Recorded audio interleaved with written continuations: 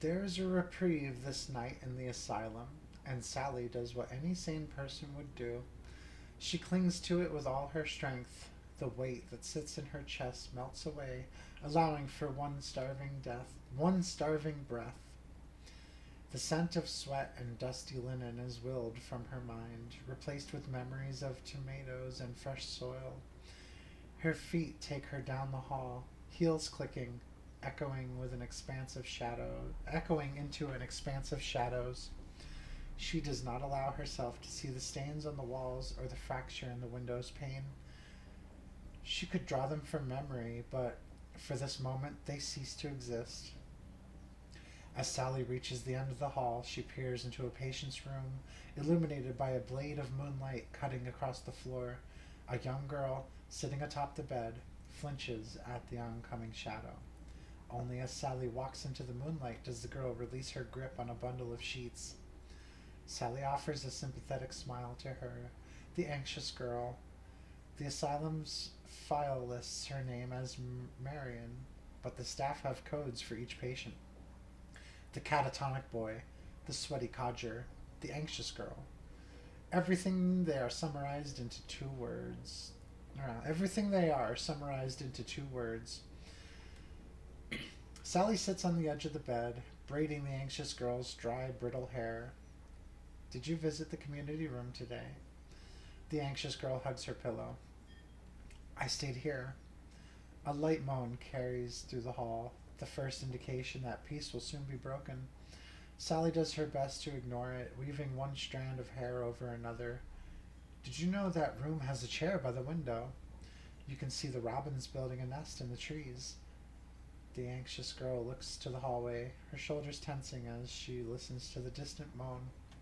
Sally gently rubs the girl's shoulders, wordlessly offering her sympathy.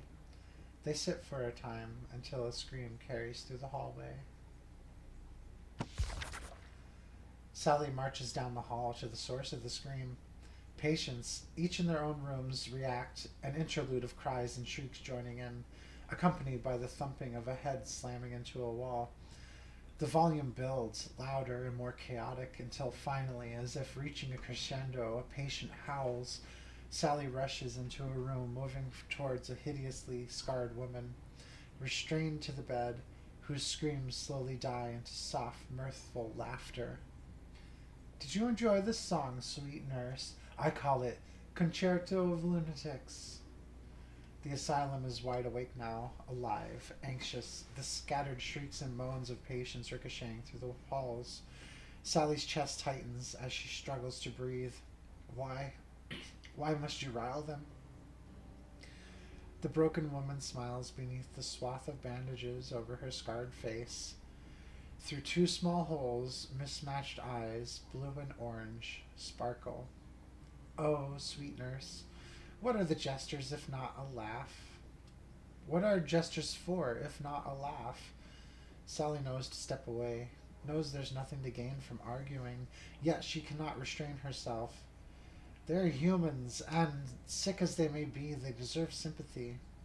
This is a line Sally told herself many times over the years, though that is all it has become, a line. A series of carefully rehearsed words pushed through the chapped lips. Perhaps this is why the broken woman chuckles, as if trading quips with a friend. Did they deserve sympathy? Most have contributed nothing but pain, and others have contributed nothing at all. Sally makes no attempt to suppress her disgust as she looks at the broken woman's smile. You would criticize your fellow patients for bringing nothing to this world, yet what have you provided? The broken woman awkwardly sits up on her bed, pulling at her restraints like a restless marionette. I've provided more to this world than 1,000 missionaries. When I saw sickness, I did not coddle it, feed it, wipe the tears from its eyes. I cleansed it. The broken woman sees she has Sally's attention. If we want humanity to survive, we must be its custodians, sweet nurse. And yet, we have allowed an infection to fester. The evidence pervading these walls. The broken woman pauses, allowing her point to settle. Shrieks and moans from the mentally insane echo through the halls. Sally feels her nerves tighten with each chaotic noise that comes her way. She has little desire to argue, yet duty compels. Are you not within these walls too? Would that not make you part of the infection? The broken woman smiles as if expecting this question. I'm the solution, condemned to the halls of the infected. Like you, I was a nurse, but I serve not the patients but the greater good.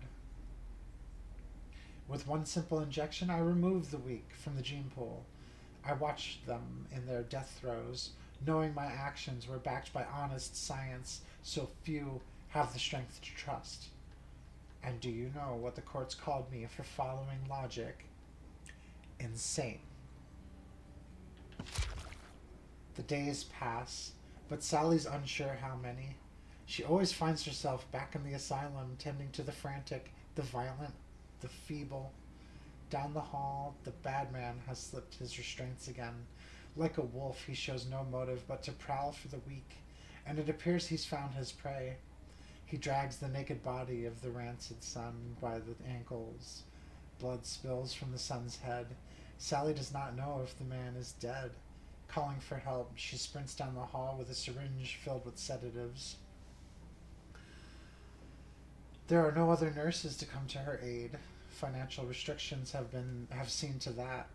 She considers that she is running to her death this time, but there is something involuntary in her movements, as if she has become a spectator. The bad man lets go of the rancid son's ankles and turns his attention to Sally. He fails to notice Harvey Kavanagh, a plump orderly, round the corner behind him. Harvey slams the bad man onto the floor, as he's done so many patients. Sally jabs the sedative into the bad man's neck. The bad man sags in place, and with a look of bewilderment falls to the ground. The decrepit hall is silent. Sally looks over the scene at her feet. Kavanagh's sizable frame hefts up and down as he catches his breath, thick arms slung over the bad man who rests peacefully.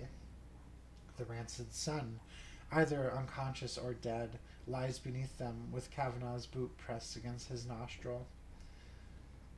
The smear of blood from his head goes on for 30 feet down the hall before curling into an adjacent room. Sally laughs to stop herself from screaming. Sally finds herself in the broken woman's room. The mismatched eyes of the broken woman appear sympathetic as the sunlight shimmers over them. Yet she speaks with sharpened words. Shame about that bloody disturbance yesterday. Boys like that are made a certain way, not built for civil society. The big brutish ones, well, it is as plain as the skin on his face, and the other one hides it well, but have you looked at his family name? That will explain everything. Sally wills herself to think of a gentle lake, lilies, and no. All she can see are the grimy asylum walls and bloody bandages. There's no gentle breeze to distract her, only the broken woman's voice prodding deeper. Did you not have a husband, sweet nurse? I recall the newspaper article. Hand to heart, my dear, I cried at this unfortunate death. You would have had beautiful babies. To now be here, a widow of pure genes, serving the filth of this world, such a turn of events. Sally gets up, leaving a bandage half wrapped. Her feet shuffle imprecisely as she moves for the door. She tries to push her thoughts away. Knows she shouldn't think it, but it is such cruelty. Her love was pure, her husband pure, and those who lived in these halls are anything but.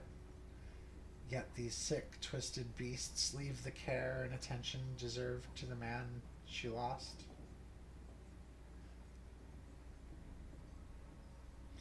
Her throat catches on each breath.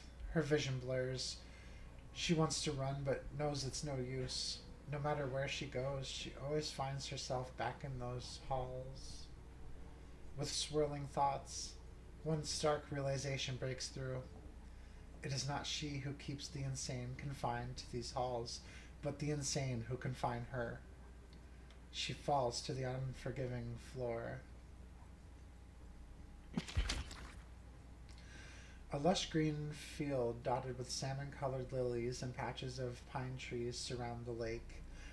The colors are more vibrant than Sally remembers, and though it smells of fresh rain, the sky is clear. Andrew sits next to her on a blanket, his blonde hair nearly white in the sun. She wears the dress he had bought her, a symbol of my love, he had written on the card. And for a man of few words, it meant many. He wipes the grass stains from his calloused hands and turns to Sally. We should get home. The lake will still be here tomorrow. A cold breeze sweeps through the meadow, bringing with it the scent of sweat and dusty linen. She grips his wrist with both hands. Just one more minute, please. One more. She hears saws ripping through lumber, the sound heightening with each violent slash. Tighter she holds Andrew's wrist, pressing her head into his shoulder and bracing herself. An immense tree slams to the ground behind her, sending twigs and dirt into the air. One after another they come down in booming, ground-shaking jolts. Sally coughs through the cloud of dust, keeping her grip on Andrew the entire time. A bead of blood trickles down his arm, coming to rest on her finger. She looks up to see her husband's skull broken open, spilling blood and chunks of brain. One stark white eye looks out from the carnage, focused intently on her. We would have had beautiful babies, Sally. She collapses into the crimson muck of his chest and cries. The skin on her hands flakes away, turning to dust. She loses her grip on him. Everything she was, down to the dress she wore, decays, blown away in the wind.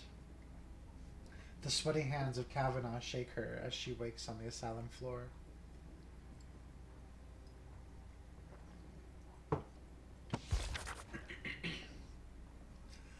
She's in the hallway again. The scent, the stains, her heels clicking, it's the same. Occasional moans and shouts carry from nearby rooms, short bursts of mania or terror that emerge and intermingle. The concerto of lunatics. Sally enters the anxious girl's room and sits at the foot of her bed. The girl flinches, but after a second's pause, lifts herself up. Illuminated under moonlight, she offers a timid yet warm smile. Sally takes 3 strands of the girl's hair and begins to weave a braid. Did you see the robins today? But Sally doesn't wait for the girl's answer. Another day hiding, wasn't it? And what about the robins? They will be dead by the time you leave this room. The girl's shoulders tense and Sally feels herself do the same. She takes a deep breath, attempting to calm herself. As she parts the hair back from the anxious girl's skull, she spies tiny, writhing creatures. An infestation of lice crawls through the girl's hair. Sally pulls her hand back and slaps the girl across her face. Filthy! Their eyes locked. Confusion and startlement among them both. Tears trickle down the anxious girl's helpless face, wet chin trembling. Sally takes a step back. She thinks to apologize, to explain the stress she's been under, but something in her refuses. Filthy girl!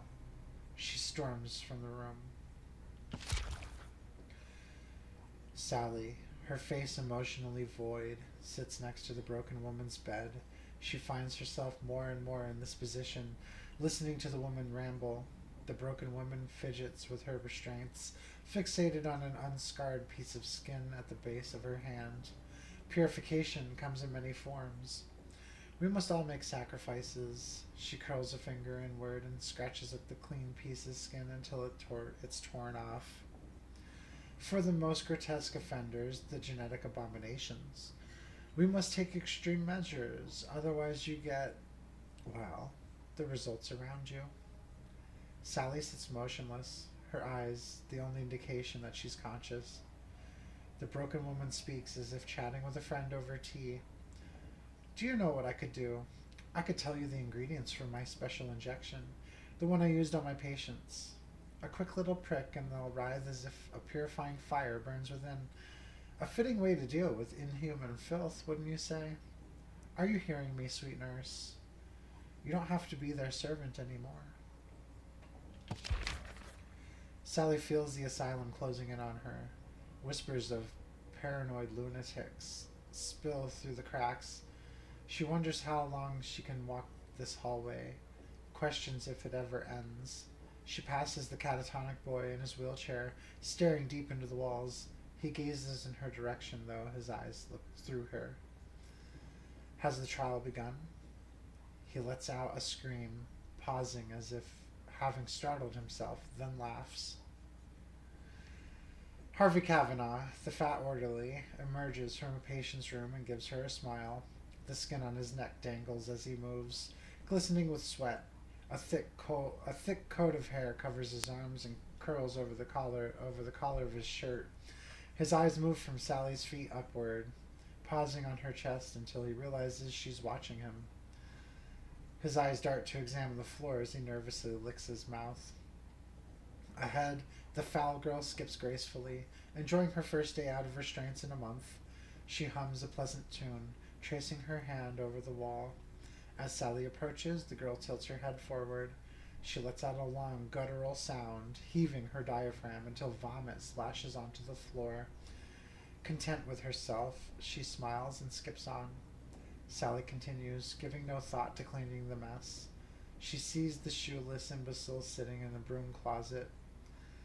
Thick strands of blood drip from his mouth. With precise rhythm, he slams his jaw into the doorframe 6 times, digs at his gums, and pulls out a tooth.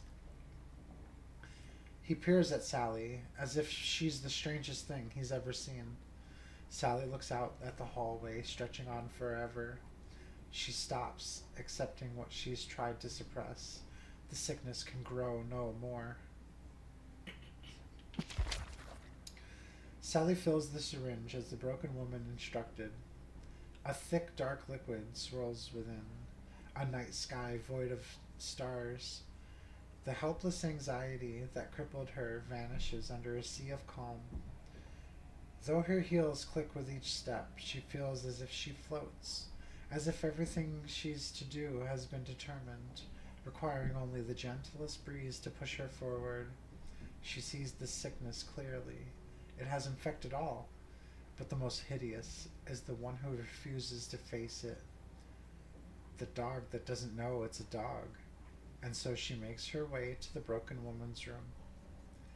Strange how, for all the woman's wisdom, she is blind to her impurities. Though she removes the blemishes from her skin, she fails to judge the mismatched eyes that gaze at her in the mirror. No amount of caring can remove genetics. Such a case requires extreme measures. Sally grips the syringe and prepares for what's to come. There is such filth that permeates the asylum. If she is to cleanse it all, she had best begin.